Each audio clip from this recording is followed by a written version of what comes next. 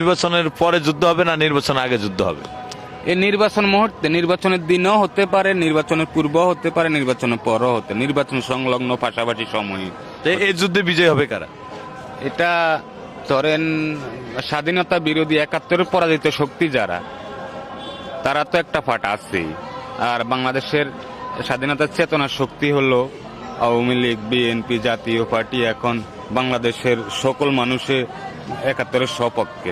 কিন্তু ৭১-এর পরাজিত শক্তি যারা, তারা তো অবশ্যই পারবে না। তো ১৯৭১ সালে আমরা যে বাংলাদেশ স্বাধীন করেছি, কিভাবে স্বাধীন হয়েছে, সেই সময় তো আমরা খুব দুর্বল মানে ছিলাম। সামনে যে যুদ্ধ হবে, যে গৃহযুদ্ধের আশঙ্কা আপনি দিচ্ছেন, মানে এই গৃহযুদ্ধ স্বাধীনতা বিপক্ষে শক্তি যারা, তারাই পরাজিত হবে নাকি? তারাই পরাজিত হবে। তবে আমরা আমাদের এই মুহূর্তে একটা কিছু জিনিসের শর্ট আছে, সেটা হলো ১৯৭১-এ আমরা বাংলাদেশ স্বাধীন করছি, সেই সময় আমরা খুব দুর্বল ছিলাম, তারপরেও বাংলাদেশ স্বাধীন করতে পেরেছি। কেন জানেন?